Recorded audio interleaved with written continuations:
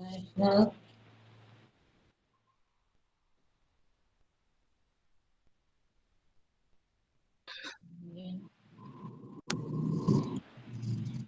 Good morning to all the professors and vice principal and principal, sir. Good morning, sir. Thank you, Uh, sir. Sir. Arun Kumar sir, good morning, sir. Good Good morning, morning, sir. madam. Good morning. Very good Sir, morning. good present here. Good morning. Good morning, Karan. Good morning, sir. Good morning, madam. Good morning. Good morning, Govind Rai, sir. All the best, Karan. Thank you, sir. Sir, start ಮಾಡದ sir. Principal sir join ಆದ್ರೆ sir. ಆದ್ರೆ ಆಗ್ತಾರೆ actually ಆಗಿದಾರೆ ಅಲ್ಲಿಗ 1 minute ನೋಡಿದ್ರ ನೋಡ್ದೆ ಇನ್ನೂ ಆಗಿಲ್ಲ ಕಾಣುತ್ತೆ. ಆಗಿಲ್ಲ ಸರ್. ಇನ್ನೊಂದು 5 ಮಿನಿಟ್ಸ್ ಆಗ್ತಾರೆ ಬಿಡಿ. ಲಾಸ್ಟ್ ಟೈಮ್ ಹಂಗೆ ಆಗಿದ್ರೆ 5 ಮಿನಿಟ್ಸ್ ಇನ್ನೊಂದು 5 ಮಿನಿಟ್ಸ್ ನೋಡೋಣ ಸರ್, ಆಮೇಲೆ ಮಾಡೋಣ. Okay sir. ಲಾಸ್ಟ್ ಟೈಮ್ ಬೇಗ ಆಗಿದ್ರು. Okay sir. I will wait sir. Arun Kumar sir, good morning. Good morning, sir. Very good morning, sir. Arun, good morning. Good morning, sir. Very good morning.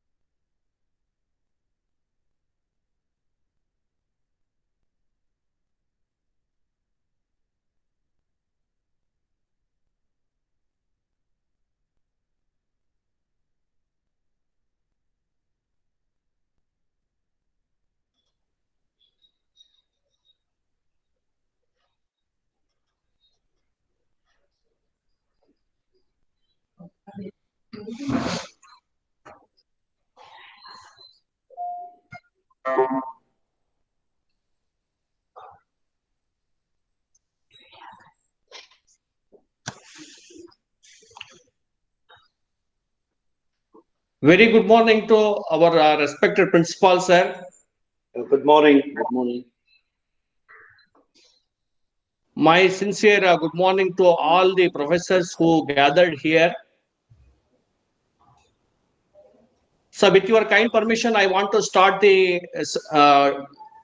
presentation, sir. Yeah, please go ahead. Thank you, sir. Jnanavardhana is a unique program of BMSITM. This program has helped a lot where we share the information known to us. We will enrich by preparing for it. Also, we get good inputs which helps us to further learn and enrich, and we reach out to the students as well as to the outside the BMSIT. That's why Jnanavardhana is share, enrich, and reach. I'm very much proud to present a topic which is very contemporary at this present situation, called double spending problems, and also some of the use cases that are in work and can be potential very good use cases in the future too. So today, this is the session at a glance. Today we will discuss on what is double spending problem, digital money and cryptocurrencies, blockchain, how it is solving a double spending problem. Even though blockchain has solved the double spending problem, there are still inherent challenges in the cryptocurrencies. Double spending is not limited only to the cryptocurrencies or digital money or digital currency. Double spending problem is can be made in other cases. That's why we are having use cases. And cryptocurrencies in India, what is the present situation of cryptocurrencies in India in brief, and what is the stand of China and what is the status of China. and overall status of blockchain and cryptocurrencies in India and other countries, and a conclusion. With this, I am orienting the session. Very first, what we had is Bitcoin. Later, we got some other coins. Therefore, blockchain is something people thought that it is made for Bitcoin, but blockchain is the technology which is behind Bitcoin. And many cryptocurrencies today have implemented the blockchain, and as a result of that, we have different coins, cryptocurrencies today: Ripple, Bitcoin, Litecoin, and different coins we have. The spending problem is mainly comes very first originated in the cryptocurrencies. That's why we need to have some understanding with respect to the cryptocurrencies. And since blockchain is the key tool which is being used either in solving the double spending problem in cryptocurrency, or in the real estate problems, or in the land registration problems, or in the spectrum management in case of cognitive radio networks, everywhere, very first, we need to understand the blockchain technology. So some of the informations with respect to the blockchain technology, which are tightly associated with the present topics, are also explained. Very fast, let me start with a simple understanding of double spending, and let me explain what is digital money and then cryptocurrency, and the informations and flow of deliberations moves in that way. Double spending. So in a traditional physical currency where we can touch the coins, where we can have the note, once a coin is given to some merchant, you cannot give the same coin, but that is by inherently, obviously it is controlled. But in case of digital currency, the double spending can be easily made because it is not difficult to duplicate either the transaction or the token or the digital currency, whatever you have. You can easily duplicate it, and you can give it to two different merchants at the same time. So this situation is the situation of double spending. Obviously, when money is the same money or same token is spent at two different places, it leads to what is known as currency inflation, and destroys the trust in the cryptocurrency. And of course, the entire trade and commerce is suspected, and it affects the country economy and the global economy. So this is the impact that we can foresee if double spending is not prevented. As a result of that, people like Satoshi Nakamoto has introduced the blockchain concept, different cryptographic algorithms with an open, immutable ledger concept. By making it public, he has brought in the idea of blockchain, which supported Bitcoin cryptocurrencies. And today we have to understand the double spending at a different context, how crucial it is, we have to understand. So in that direction, this is the brief idea of the double spending in the case of digital currency. So we know that double spending is a problem while making the transactions using digital currency. The same copy of the money can be given to multiple merchants multiple times. It can be spent. So this is quite easy, since the person who is having the currency can broadcast it and give it to multiple merchants. So multiple transactions sharing the same input broadcasted on the network can be problematic, and is a basic design flaw in the digital currency. Therefore, it has to be mitigated. So with that idea, so we can quickly see now as a so far whatever we have discussed. So digital money or digital currency is an electronic form. It does not have the physical existence. It lacks tangible existence.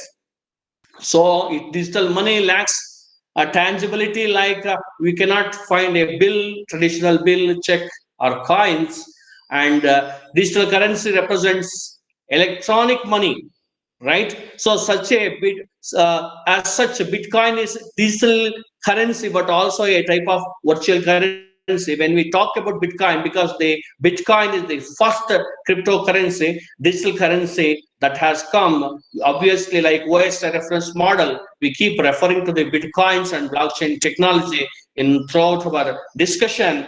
And people have having today different currencies because of the different cryptographic algorithm and different properties and characteristics of the cryptocurrencies. So what we can say is digital currency or digital money is can be slightly differentiated, marginally can be differentiated with that of the cryptocurrency, but over the time people may interchange digital currency and digital money with the cryptocurrency whenever the technology grows to with a maturity level. As of now, cryptocurrency refers to a digital money that is secured by cryptography. So we have different cryptographic techniques which secures, and not only it secures, it avoids the double spending problem. It makes the cryptocurrency people to impossible to counterfeit. So in that way, it is possible to design in a decentralized way.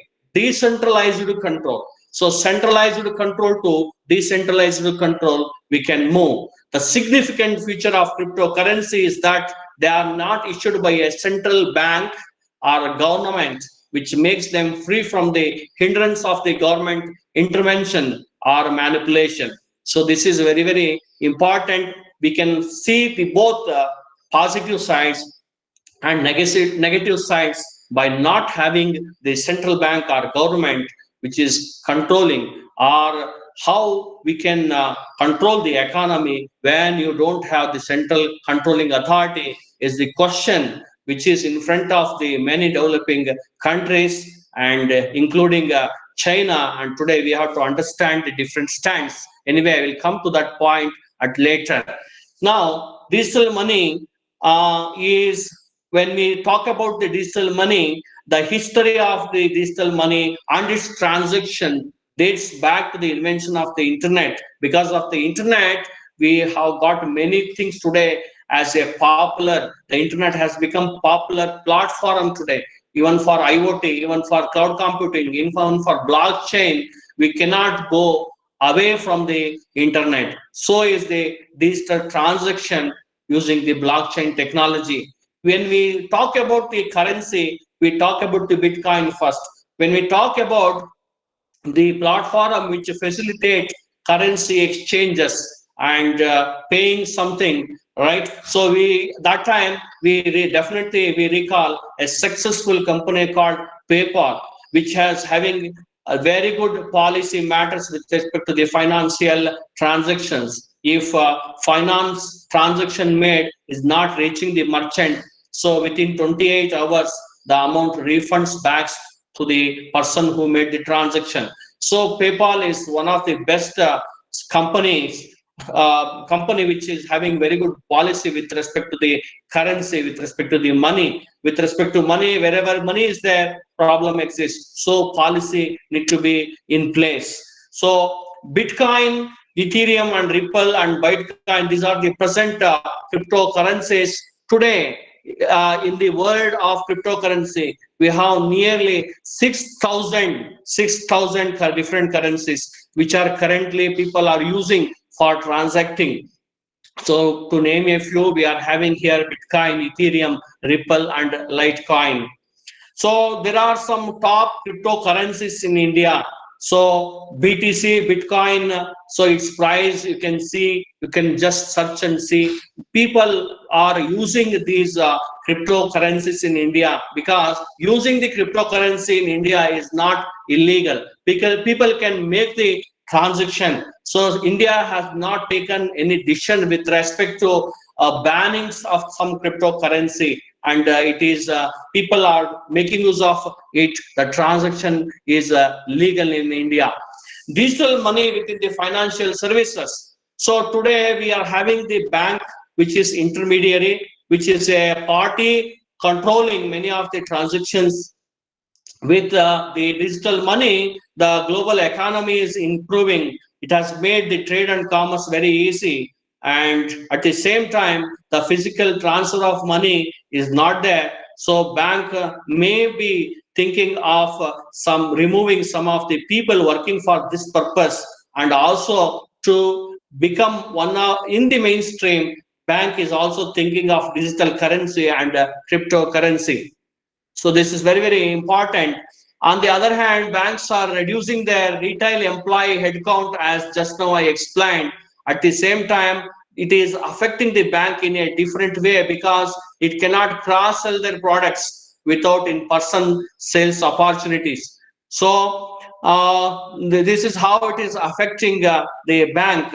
So whenever we are having money, we are having risk, especially in the digital money. The fraud is one of the significant risks that is associated as a major attribute in the digital transactions. People payment frauds are increasing with the digital transactions, and unauthorized transactions are happening, and all we are aware that cyber criminals are always watching the transactions, digital transactions, and they are always in their forefront to encash this. So fraudulent payment is one of the key. There may be different crimes, frauds that may happen. So here, with respect to the money, fraudulent payments is one of the key main thing that gaining attraction by the cyber criminals, and people are at risk. One such problem is double spending. Because money is not transferred physically, it is possible to know who is on the other side of the transaction. So it is impossible to know who is at the other side of the transaction, and it gives rise to opportunity for cyber criminals gain access to sensitive information. Payment security has to be increased. Complexity of criminals committing fraud is increasing. Payment fraud activity is continuing to rise, and it is not declining if you take the statistics of the cyber crimes. So with respect to the medical records, with respect to the fraudulent transactions, with respect to the denial of service attack, phishing attack, different attacks are always increasing, even though technology is gaining different dimensions. In the same way, cyber criminals are also committing different attacks, and they are doing with the different dimensions. So they are exploiting the existing weakness. So we have to think of what are the different possible weakness, and we have to mitigate them. Today we are focusing directly onto the double spending problem. Very first, quickly let us try to understand with an example of double spending problem. As shown in this figure, Bob wants to send some money, say $10. He wants to give it to Lisa. Once Lisa receives this physical $10 bill, there is no way for Bob to reuse this money for some other transaction, as the physical currency is now in Lisa's possession. So there is no problem in this physical transfer of money. So money, when it is in digital form, right? So as shown here, Bob can give the digital coin, keeping its copy with him to the Lisa. So then if these two merchants approach whatever he has given, so Bob will be very much happy. But this becomes a problem and this is called actually the double spending problem. So this is where the sender sends the same money. So Bob sends the same money, same digital copy of the $10 to Lisa, same digital coin or copy of the money to the allies. So then it is the double spending. So at more than one place for obtaining the services or goods from multiple vendors, he is spending. So to solve this problem, it is very easy whenever we are having bank, but the digital currency or cryptocurrency is thinking the bank to be removed. The third party should not involve, so centralized authority should not be present. If you are having centralized authority like a bank, so it maintains in the ledger who is having the copy, who is owning real owner of this money, and how to what purpose he has spent, and all the information is maintained in the ledger. So there is no question of double spending wherever you are having the intermediary like a bank. So that is not a problem when you are having the centralized authority. You can solve the problem once you are having the centralized authority. So problem solving in case of bank presence, it is easy. So it helps us to validate the authenticity of each coin that it receives in the transaction. So the fake money would be easily detected and prevented from the circulation. The introduction of centralized authority solves the double spending problem. But in case of digital currency, where we do not expect the bank to be the party, how to solve the problem of double spending. So all the above issues are solved by the introduction of digital currency called Bitcoin or cryptocurrency. So quickly, Bitcoin in brief. Bitcoin is the first cryptocurrency introduced in this world by Satoshi Nakamoto through a research style white paper entitled Bitcoin, a peer-to-peer electronic cash system in the year 2008. So even the existence of Satoshi Nakamoto is not known properly, and people are not able to trace Satoshi Nakamoto in spite of social networks available with a highly connected network. Bitcoin, not only given by the Satoshi Nakamoto, not only solved the double spending problem, the blockchain technology, which is the basic or platform for the Bitcoin, solved other problems and brought in the trust in the business, brought in the anonymity in the transactions. So we refer to the blockchain and Bitcoin cryptocurrency in different implementations. As we have seen earlier, the bank maintains the ledger recording each transaction. Ledger is privately held and maintained by the bank. Satoshi proposed that ledger should be public and should be maintained by the community, not by one single entity. The moment you make ledger public, several considerations would come to your mind. Ledger becomes tamper-proof because nobody can modify it. It has been blockchain has been implemented with immutability. So entry available to see visible in public, but nobody can change it. And we will have to figure out how to maintain the anonymity. Okay, anonymity, how to maintain is important because the ledger is in public. We said it gives us the anonymity. How to maintain the anonymity given the ledger is in public domain? Obviously, you have to think about this. You would not like everybody in the world to know what I paid, to whom I paid, how many $1 million I have paid. So anonymity is very, very important. Countries, even at to how their trade and commerce, expect anonymity to the greater extent. In that connection, how it implements anonymity is very, very important that I will answer. Also, there is only one single ledger keeping track of each and every transaction in the world. So in a given public chain, in the world means in the given public blockchain, so there exists only one ledger, and that would be of great concern.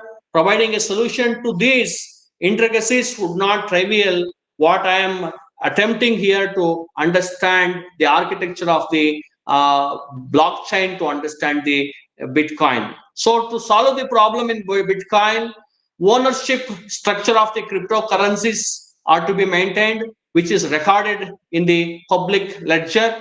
Simultaneously, cryptographic protocols and cryptocurrency community will approve the transactions, and who is the owner, it approves. All transactions are openly recorded and cryptographically secured, running simultaneously on thousands of computers all over the globe. Everyone sees this transaction that have already been made.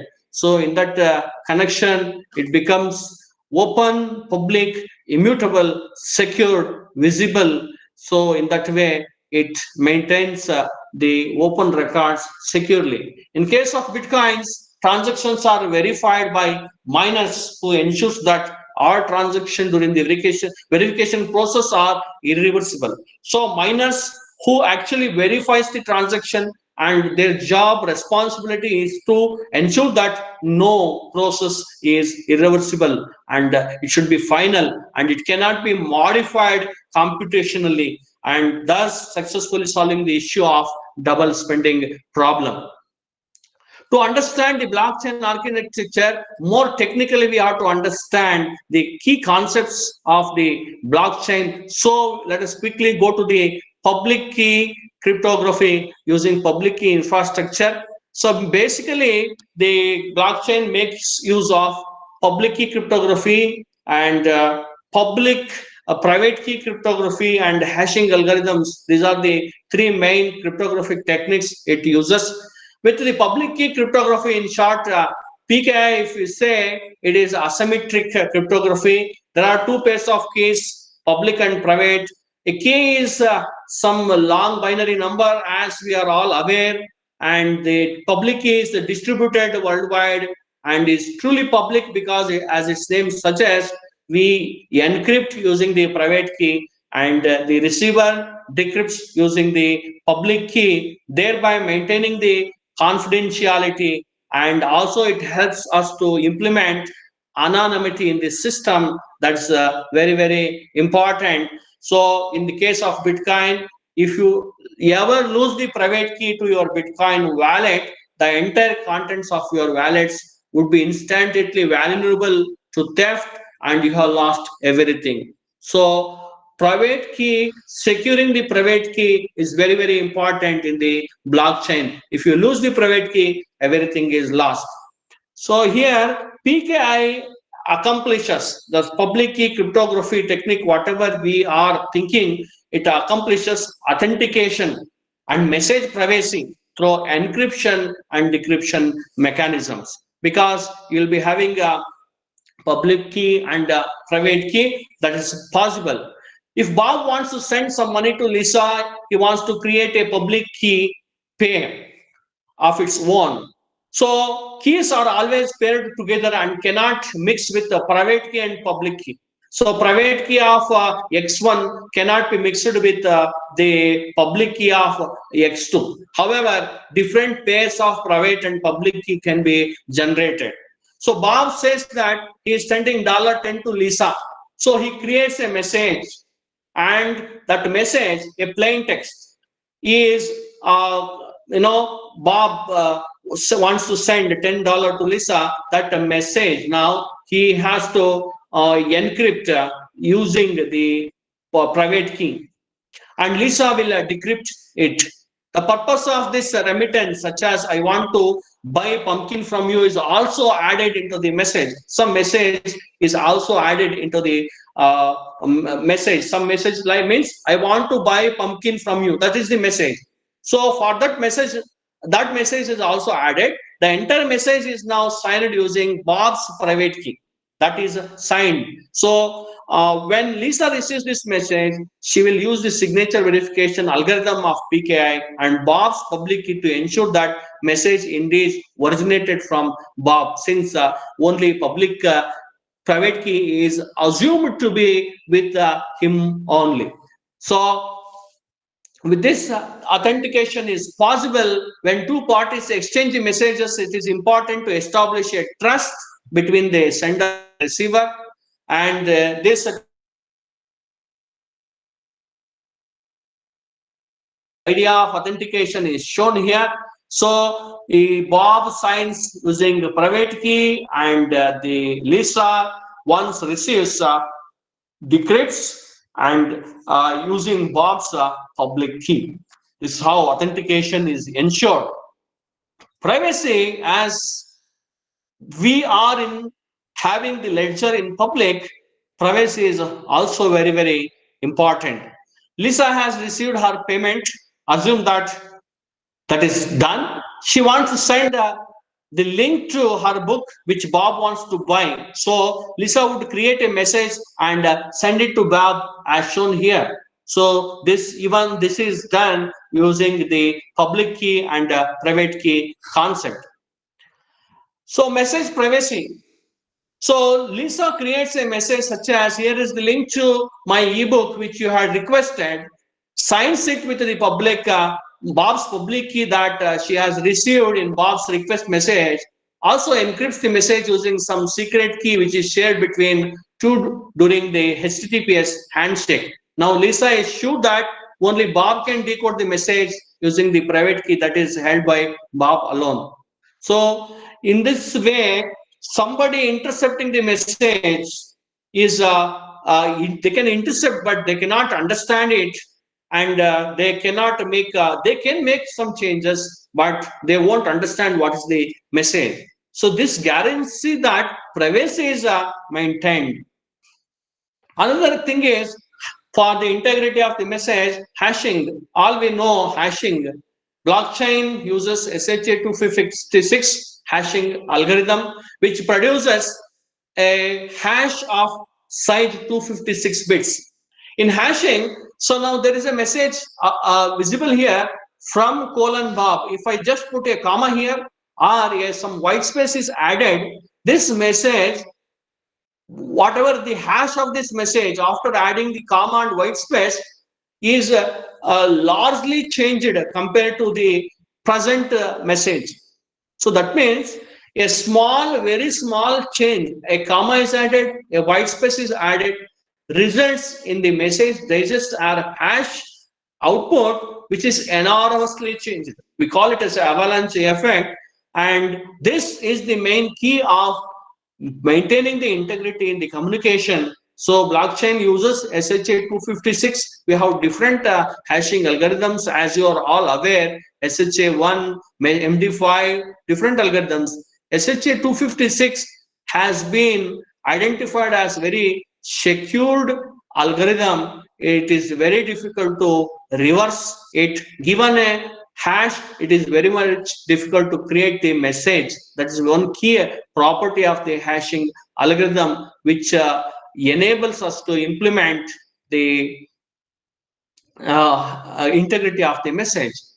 So now Bitcoin mining, this is also very, very important, because whenever the Bob creates a purchase request for Lisa, he not only sends to Lisa, he is broadcast it in the entire network of the blockchain, and Bob's network is shown here. So here we have different machines connected, and some machines, PC1 is minor, PC6 is minor, PC8 is minor, PC4 is minor. So we have some machines which are identified as minors, and these minors has to do some special job.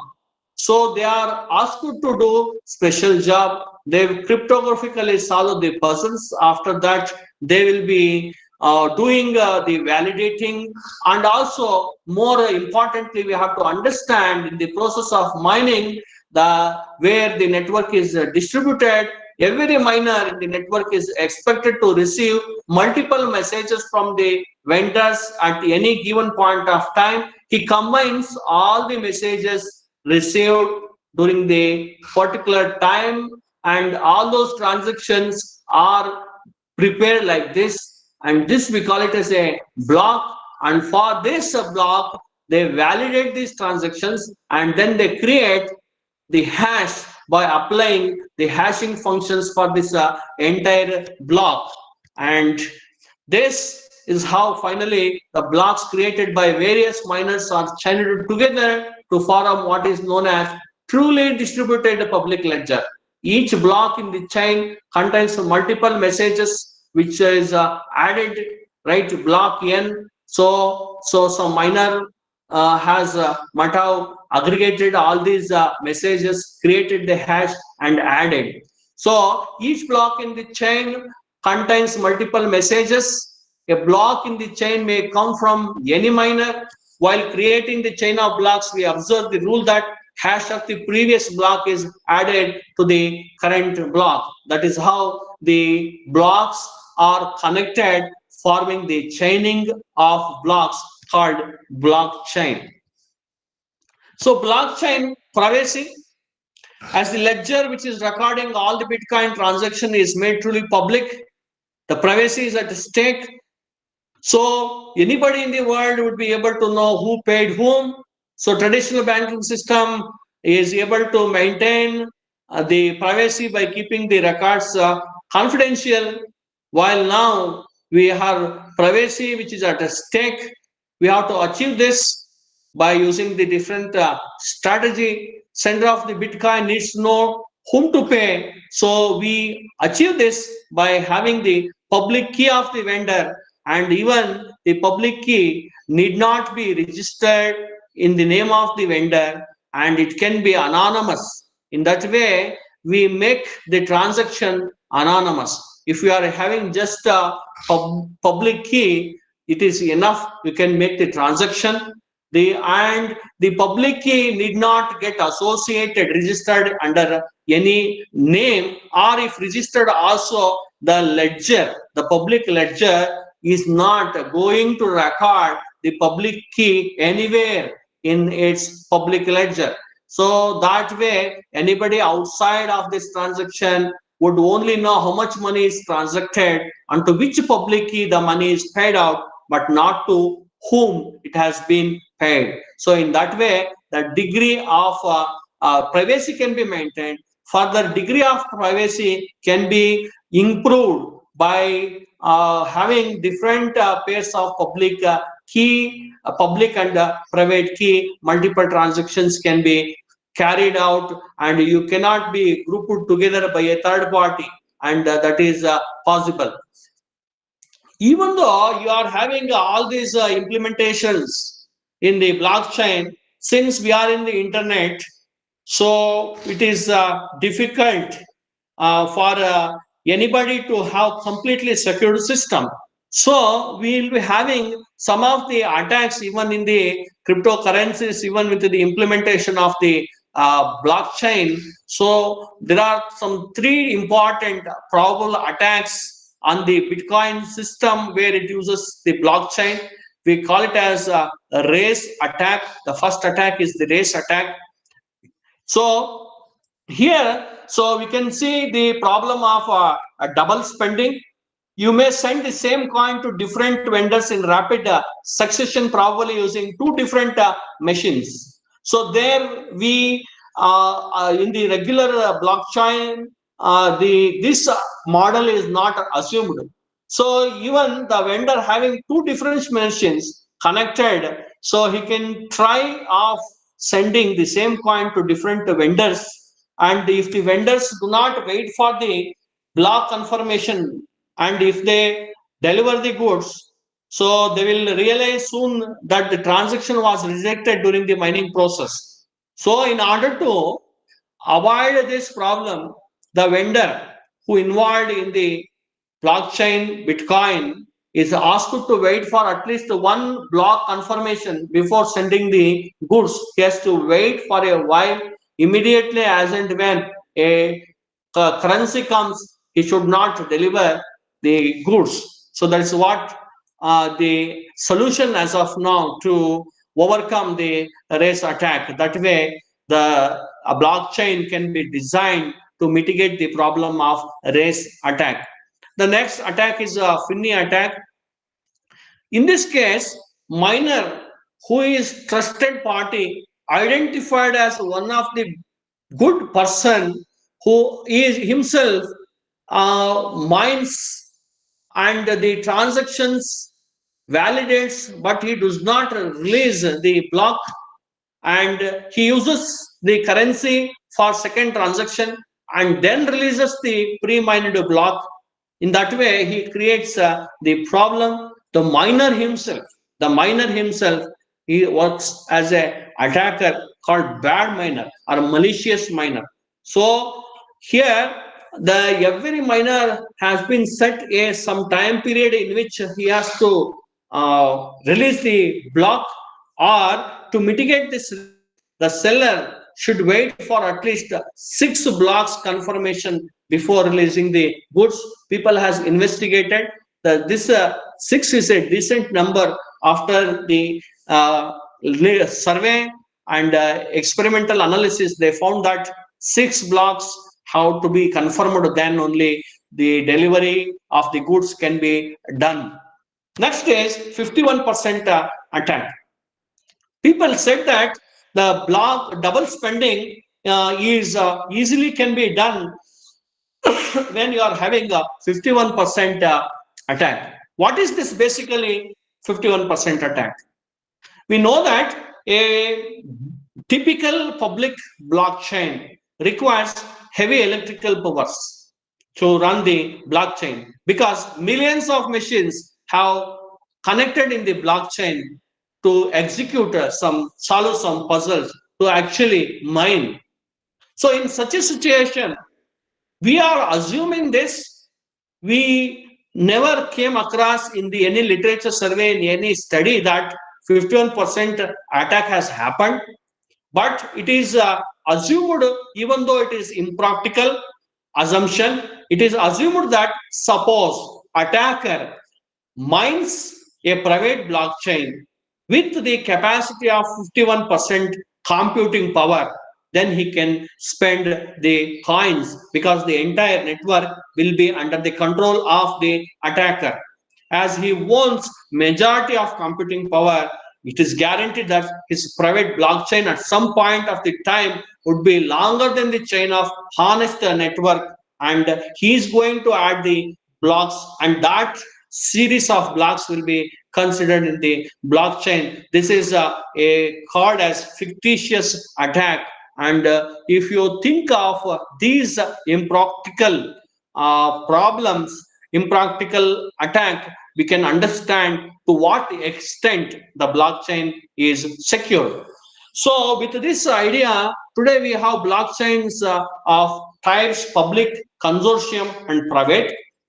It is not easy for one to run the public blockchain, since it requires the complex algorithm to run, requires participation of millions of machines, and at the cost of huge electrical power. So public blockchains are not always recommended.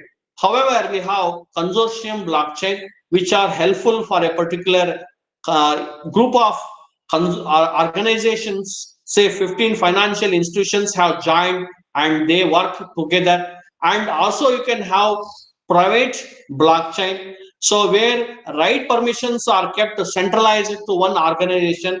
So every no organization need not go for this the proof of work, and they can just validate the transactions, and they can approve the transaction. That can be done. So with this understanding, we can say double spending problem, it can be solved. Here is the quick total summary of the solving the double spending problem. And here the allies, I'll go back. So allies, without the exception, all Bitcoin transactions are included in a block of transactions. It is expected that all Bitcoin transactions are to be included in the blocks. So there cannot be any skip. So each block has a timestamp, which is very, very important. This time stamping enables the Bitcoin, at what time it is generated, who owns it, all those information is recorded using the mechanism of time stamping, which also enables us to have the trace of originality. So with that, the allies can say, let us say, allies can send to two different persons here, John and Katie, and with the blockchain mechanism, the mechanism of blockchain ensures that party spending the Bitcoin is the real owner. Then it is possible to spend, and the Bob technology behind the Bob ensures that party who spends the Bitcoin is the real owner by only processing the verified transactions. Katie double spending is a type of deceit where the same money is promised to two parties that is identified by the blockchain. So the Katie gets well before the information that this Bitcoin is going to be double spended and it can be rejected. In summary, the blockchain prevents double spending by time stamping group of transactions and then broadcasting them to all of the nodes in the Bitcoin network. As transactions are time stamped on the blockchain and mathematically related to the previous ones, they are irreversible and impossible to tamper with. So we have seen now how the blockchain safeguards. How blockchain safeguards the cryptocurrency and avoids double spending. That is very, very important. And here is how the blockchain works. So that is quickly the consultation of how it works.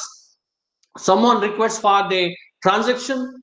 Requested transaction is broadcasted to peer-to-peer network consisting of computers known as nodes. And then these miners validates the transactions and user status using known algorithm, and then verified transactions can innovate cryptocurrency contracts. So here verification of transaction, there may be some smart contracts that also be verified, and then you'll be having cryptocurrency which will be used, and the owner and whether he is using for the first time and second time also will be verified by the blockchain.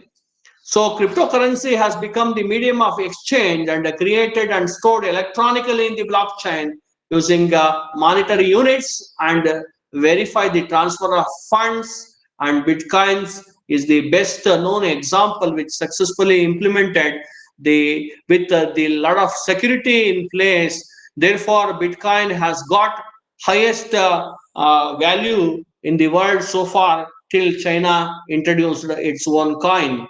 So, however, we can understand that cryptocurrency has got inherent challenges because of its volatility.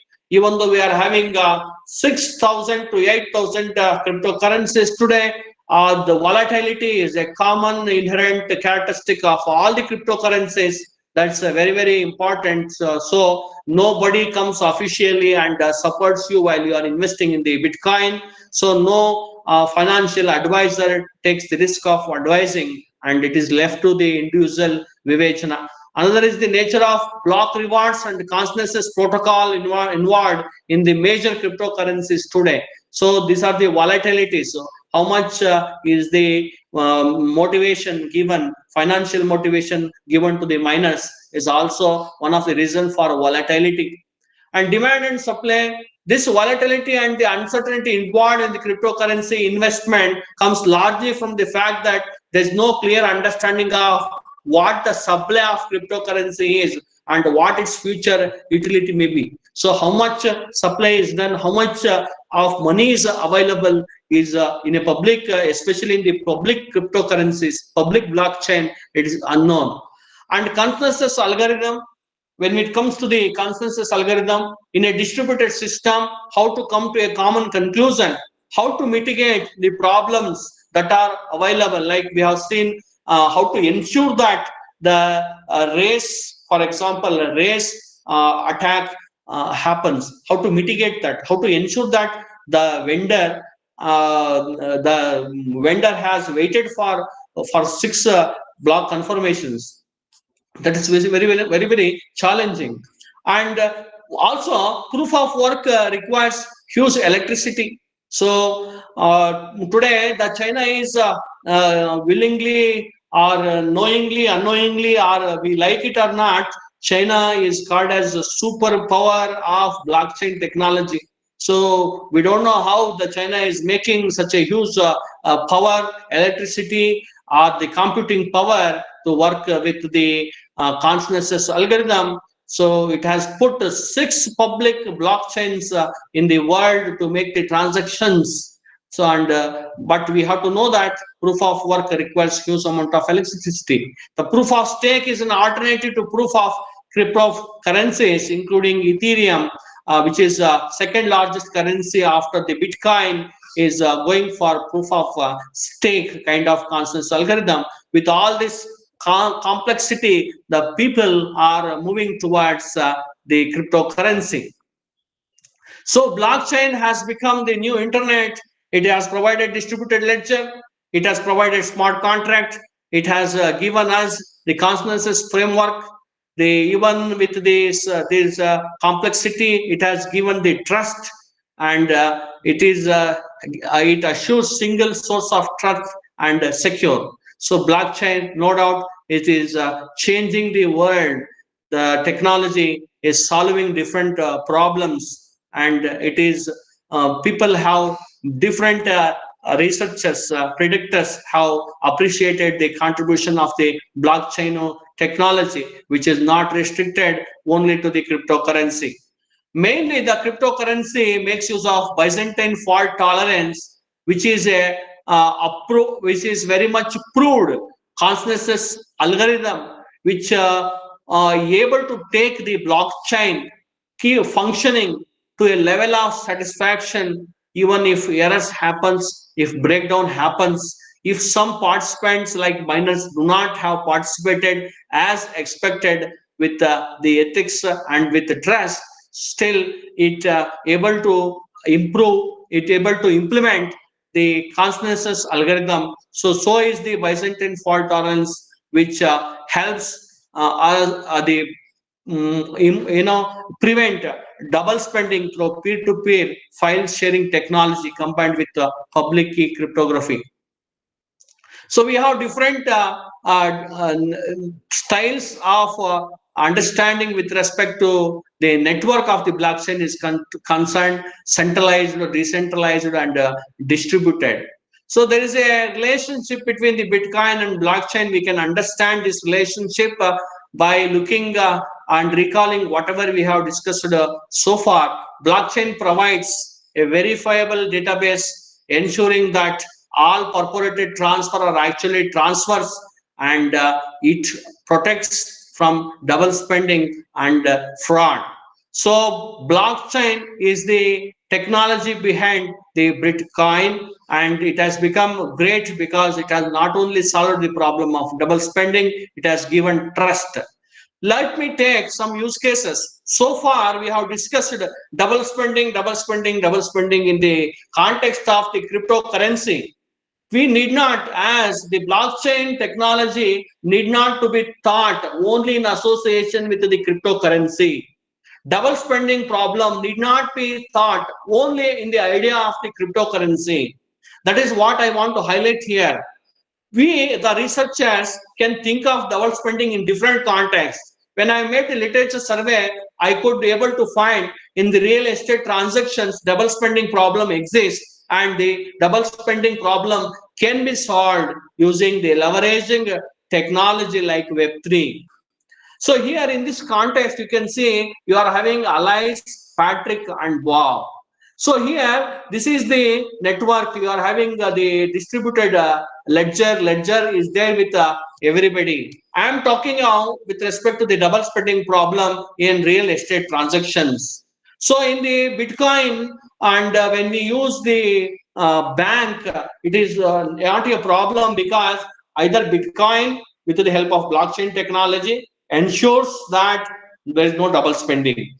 Third party like the bank will whenever it ensures the who owns the coin, who owns the currency, to what purpose he has spent already in the ledger, there's no problem. But in this case, where you are taking the real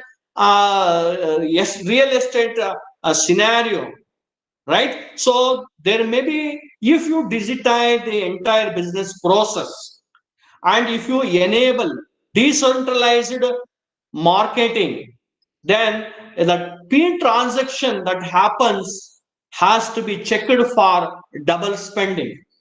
It is found that Web3 kind of technology can bring in the new trust and avoid double spending problem.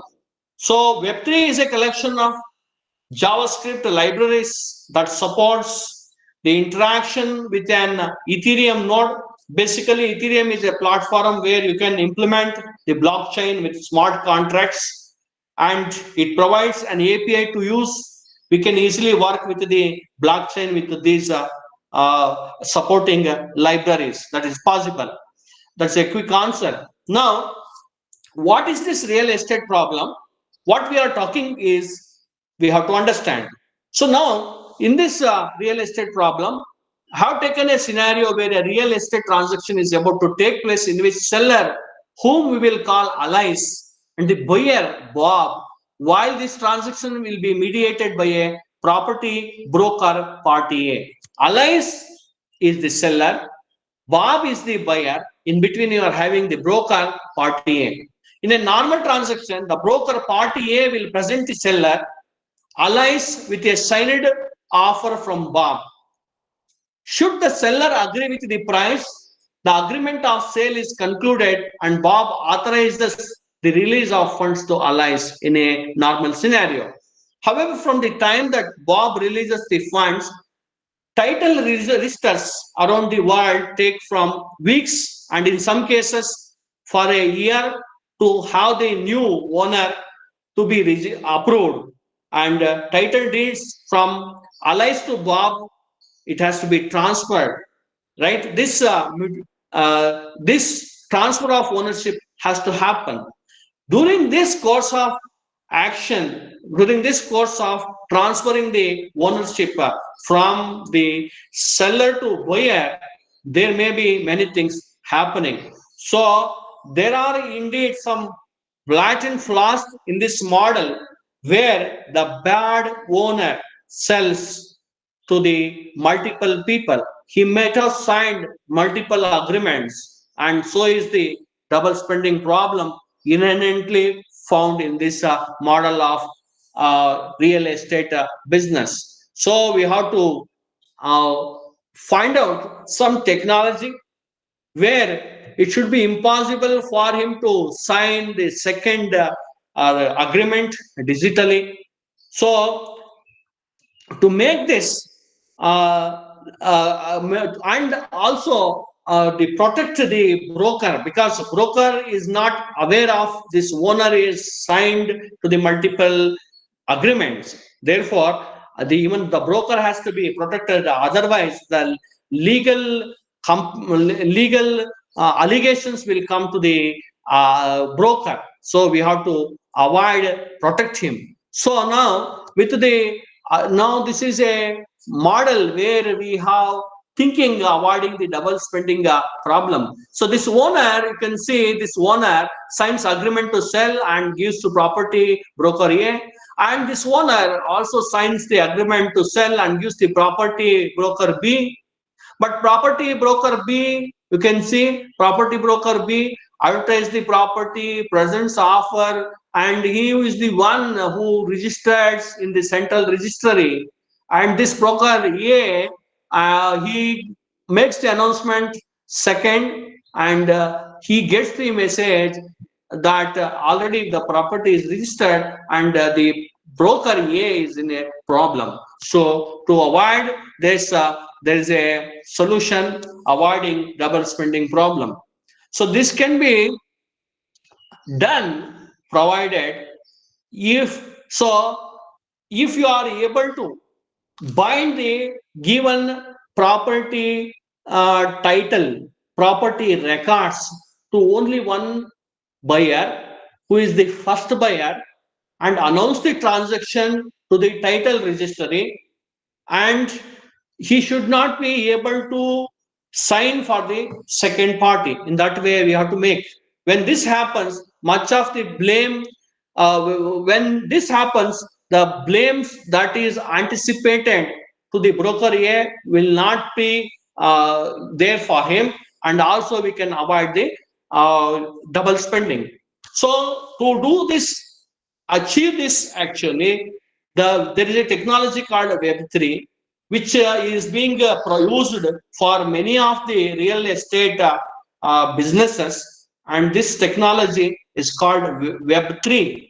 So, and this technology is known as ERC 721 standard. So, through this technology, it is possible to accompany the paper title deeds with a corresponding unique digital copy, and this finally stands as a non-fungible token which cannot be overridden by the second party. That is possible. So this digital copy representing the primary title deeds kept by the title deeds office can be traded peer-to-peer through our decentralized application. It's virtually impossible to create an exact copy of an existing digital copy under the ERC 721 standard.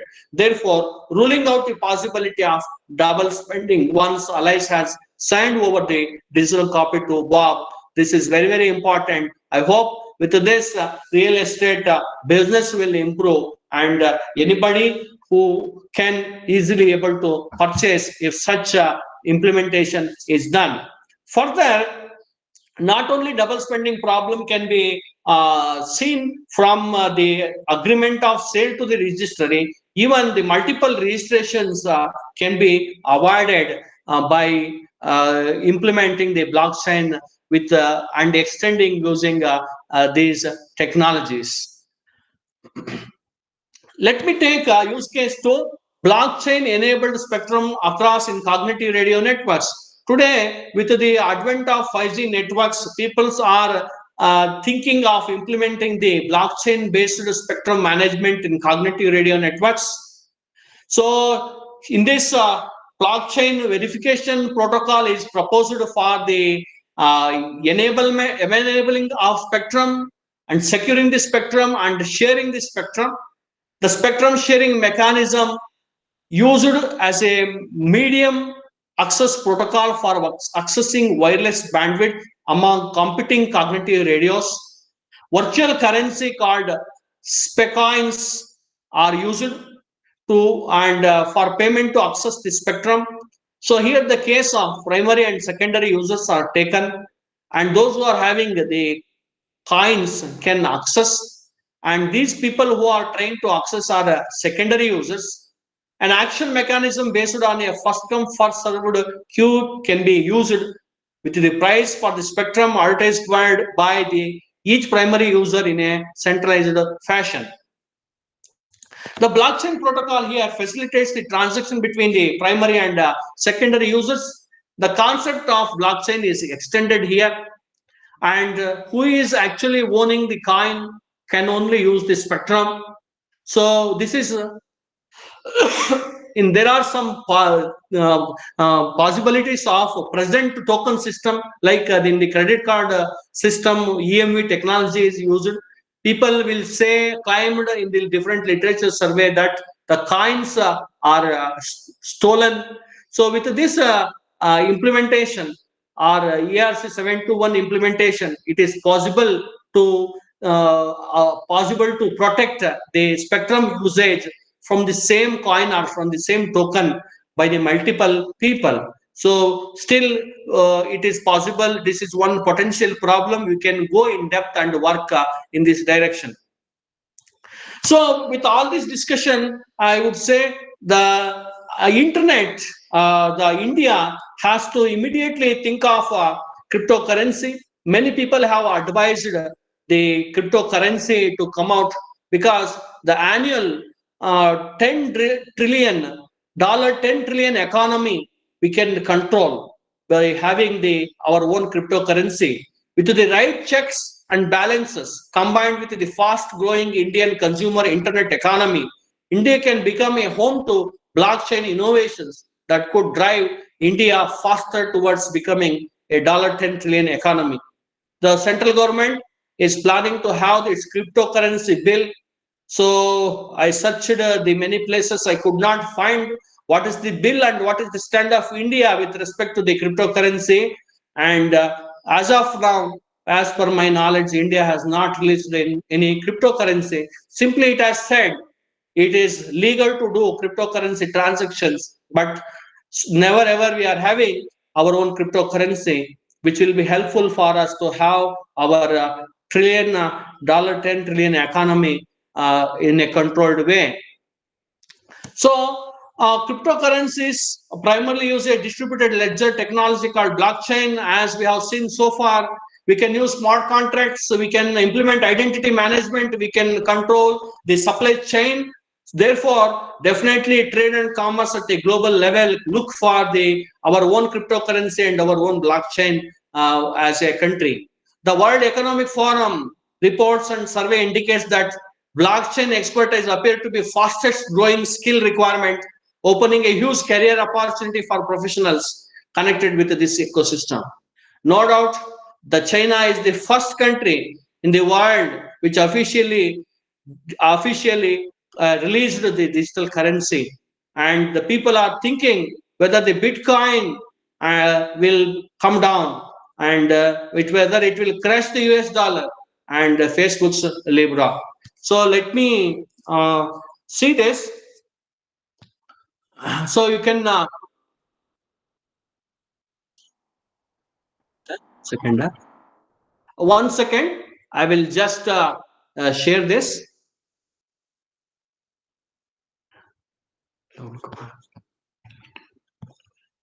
One second. I will share this.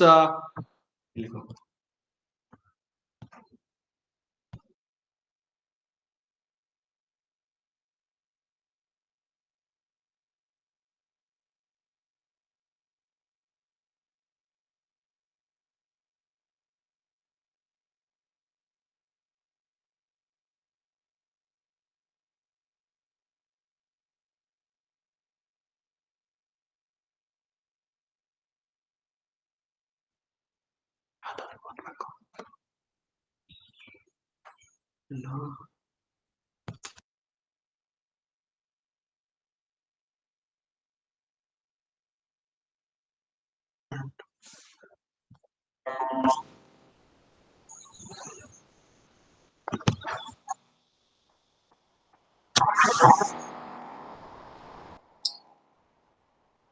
I hope you are able to see this video, sir. Yeah, we can see that. But how much more time you require, Dr. Arun? Sir, another 5 minutes, sir, I can complete, sir. Yeah, please. So this is the official digital cryptocurrency released by the China, and for every transaction, for every business, including taking a bicycle for rent, the Chinese are using this digital currency, and they are using the app.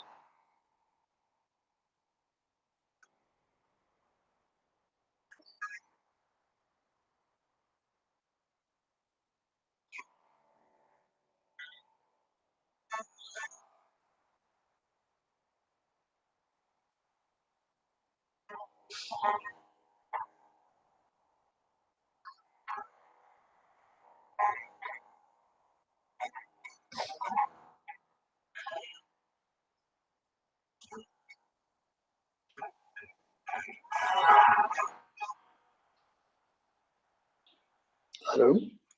Share a tab, sir. To play the video, share a tab. Okay, sir.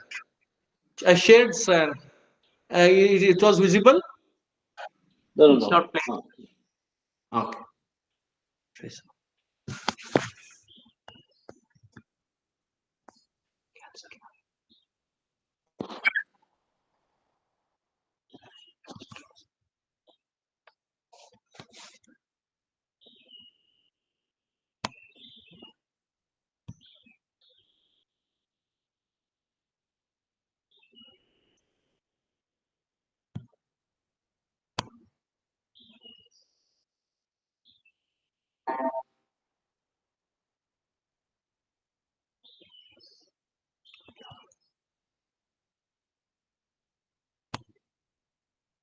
So we have seen the China has launched the first official digital currency in the entire world, and China creates its own digital economy, which is planning to become a major economy and superpower in the world. As of now, the Bitcoin is having nearly this is the value in the Indian rupees. The Chinese yuan is having 11.35 in terms of Indian currency, Indian rupees, and it is expecting it to grow more than the Bitcoin currency. And people have found that in the last some months, the price of Bitcoin has come down to $40,000 on previous days, so within a few months. So within this, we can say cryptocurrencies are important.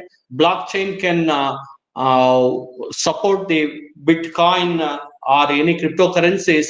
It is told that the China has not implemented its cryptocurrency using the blockchain technology.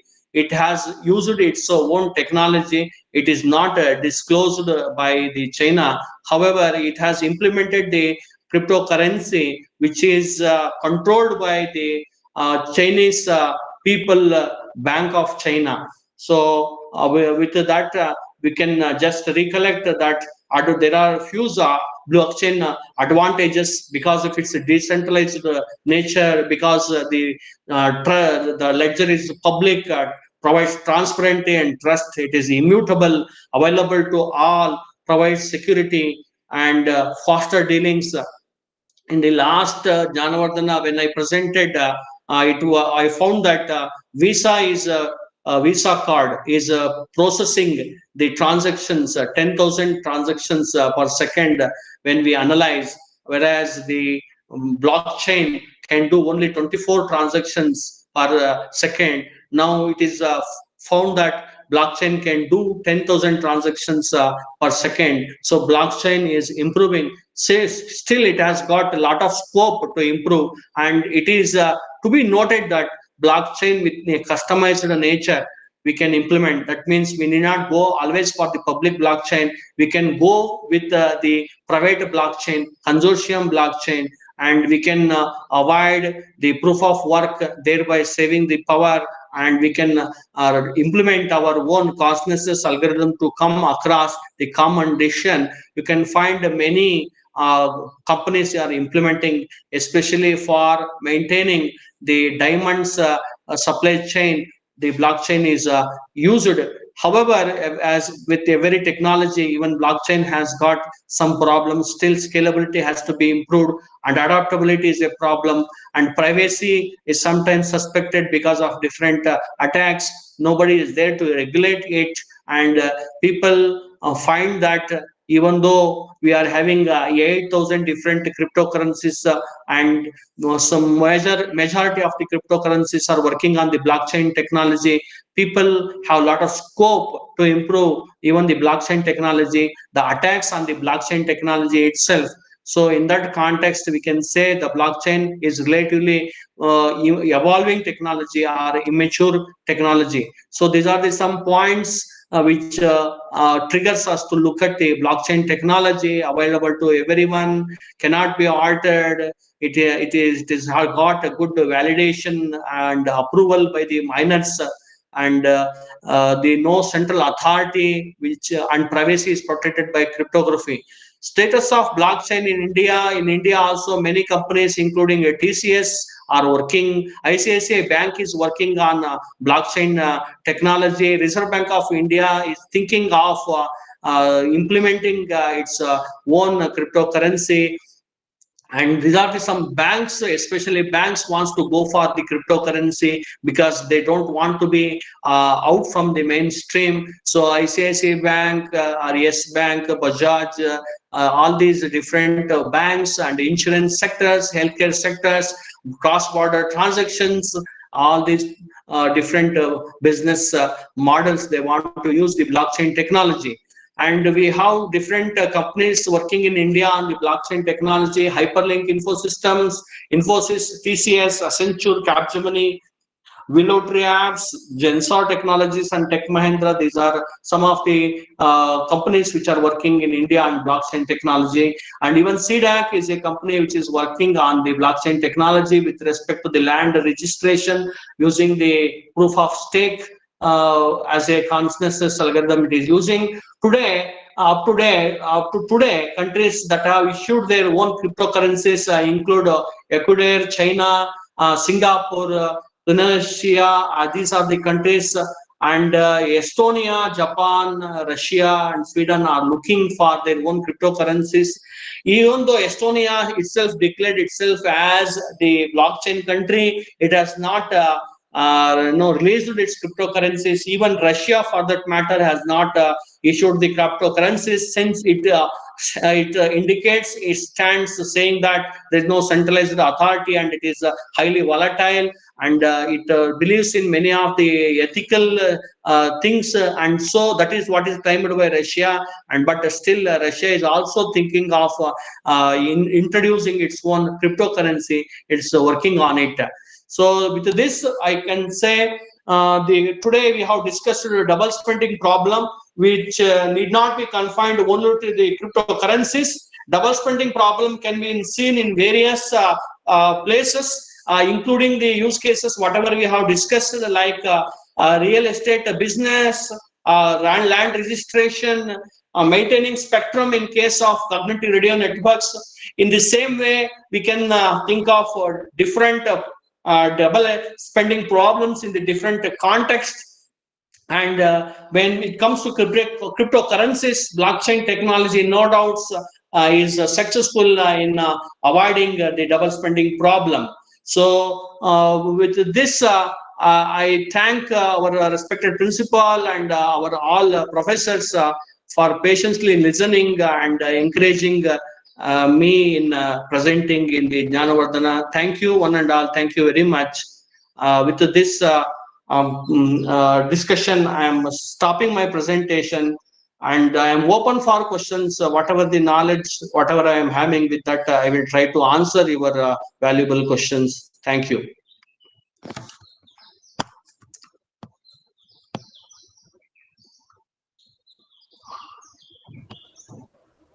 Hello?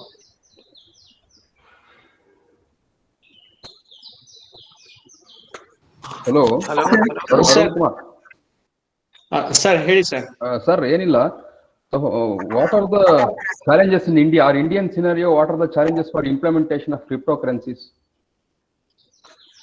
So first, the government has to decide on the implementation, because the main question that comes is there is no centralized control.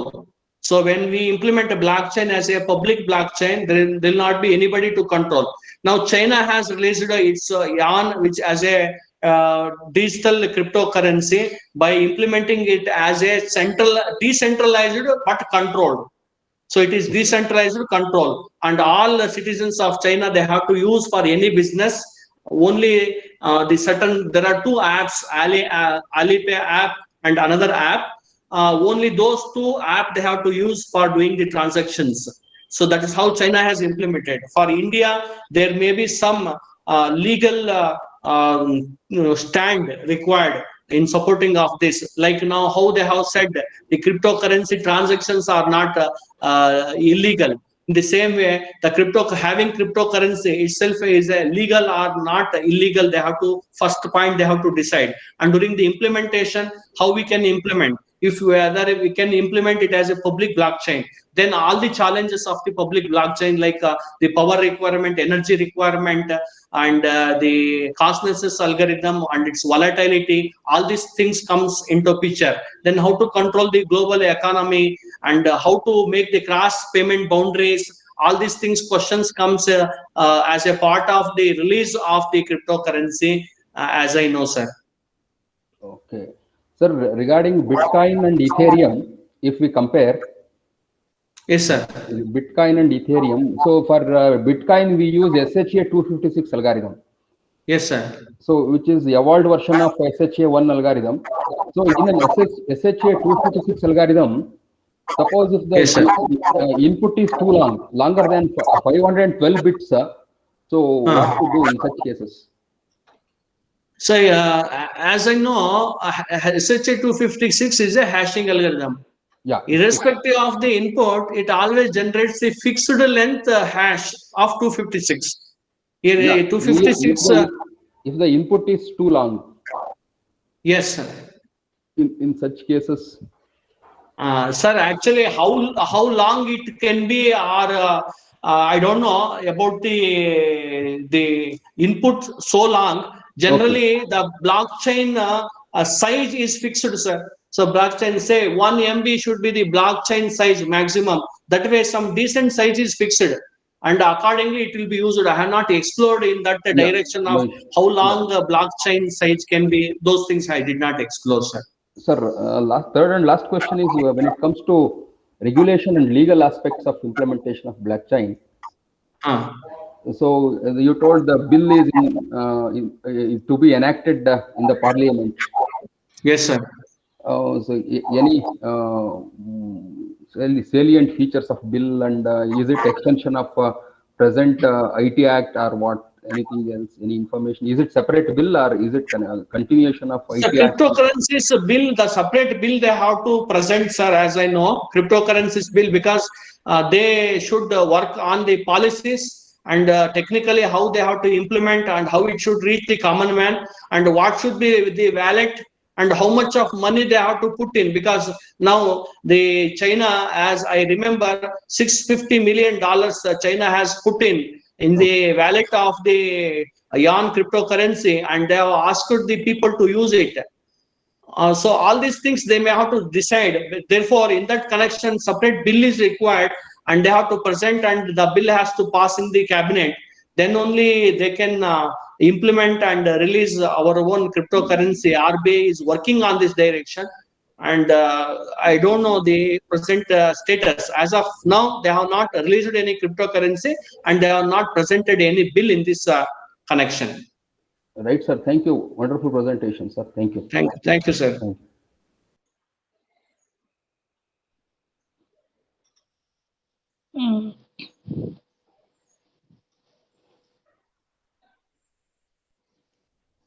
Hello, sir. Madam, good morning, madam. Hey, madam. Good morning. If you make any investment on this platform, digital cryptocurrency, you are saying that it has not been popularized in India. So if you try to make some investigations on this platform, say Wazirex. Wazirex is a trading for cryptocurrency in India. So is it going to that GST taxation? Those things will be applied, sir, if we make some. Madam, many legal platforms are available which enables you to invest in the Bitcoin, and you will be automatically tax will be deducted from your account. That is possible, madam. For example, Zerodha is also enabling us to invest in the shares as well as in the Bitcoin. So we can register in that and we can invest. And some of our engineering and MCA students are investing in the Bitcoin. Some of the students, they are not taking money from their parents. They are paying the fees using the profit that they are getting after investing from the Bitcoin. Some of the students are expert in this. No, my question is the amount taxable? The amount that Yes, we are madam. Yes, investing. madam. Yes, madam. Automatically the tax will be deducted. So we have No, to sir, register. no, you are saying it is not yet has been approved legally by our government. Then how, on what basis? Madam, we can do the transaction. Doing transaction is legal, but without the knowledge of the government, doing the transaction becomes illegal. And the tax comes to us when we do the transaction, madam. It deducts. The government approved applications are there through which only we have to register before investing. I have heard that there are some agents in between through whom we can make this buying and selling can be performed. Madam, we have to find out whether they are authorized, they are legal, or they are not registered under the government. That we have to find out, madam.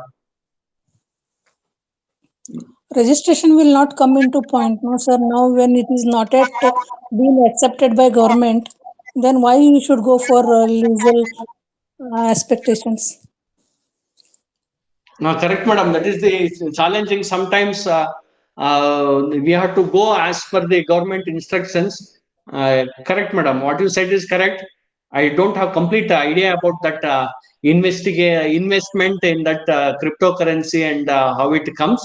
But it is possible as to invest through some authorized and legal platforms, madam. Sir, what is the highest equivalent in Indian rupees of the current Bitcoin that's going on in the market? Madam, actually, this Bitcoin is having highest rate, madam. That is, I think that's 36 lakhs. One Bitcoin is equal to 36 lakhs, madam. So that is available in. You can Google it. Okay, sir. Thank you, sir. Thank you, madam. Thank you. Sir, Raju Hazari here, sir. Sir, namaskara, sir. Heli, sir. Namaskara, sir. Sir, with respect to security principles, this sir. cryptography supports both confidentiality and authentication. Correct, sir. But with respect to integrity is concerned, will it create any integrity issues, sir? Because here, to make to achieve security, we are altering the data itself, structure of the data itself. Correct, sir. Correct, sir. This is very right point. So if you do not protect the integrity of the content, nobody trusts. So any third party cannot make the changes in the content of the transactions or the block. So that's why the blockchain makes once the data is committed and saved in the database, so it cannot be altered. Before committing or saving the data into the database, it makes use of the hashing algorithm. So SHA 256 is the hashing algorithm which protects the integrity, sir. Sir, one more basic question. Why this cryptography, most of the places we are using cryptography, but steganography, why it is not so popular, sir? Because that also support authentication and confidentiality. Maybe due to steganography algorithms are not that much capable compared to the steganography algorithm. Cryptographic algorithm, you have huge number of algorithms. It is mathematically it will be easy to implement, but steganography, when it comes to we play with the images. When we are talking about the on the fly security measurements, algorithms need to be simple and yet efficient. So I think the cryptography algorithms are well proved and they use more of mathematics. For example, we use prime numbers when it comes to the RSA, and we use elliptic curve cryptography techniques, which are based on some mathematical idea and theorems, which are easy to generate the prime numbers, which are easy to generate the private key and public key. So such implementation facilities and easiness and mathematically implementation feasibility may not be with the steganography techniques. That may be the reason. Thank you, sir. Thank you. Thank you for your nice presentation also. Thank you. Thank you, sir. Thank you.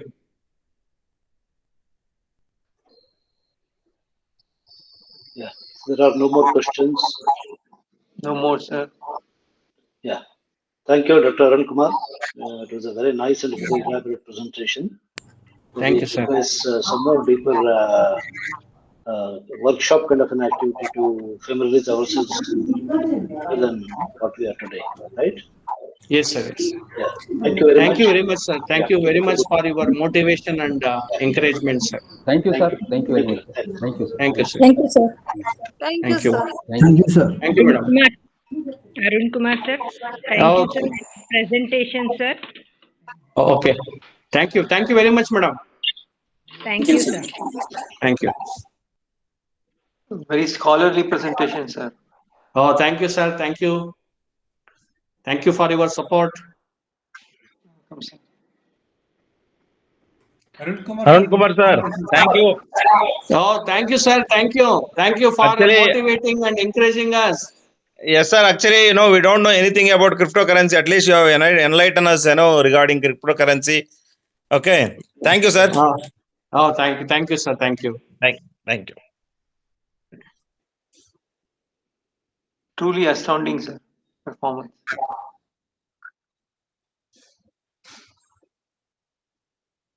Sanjay, sir, can I leave, sir?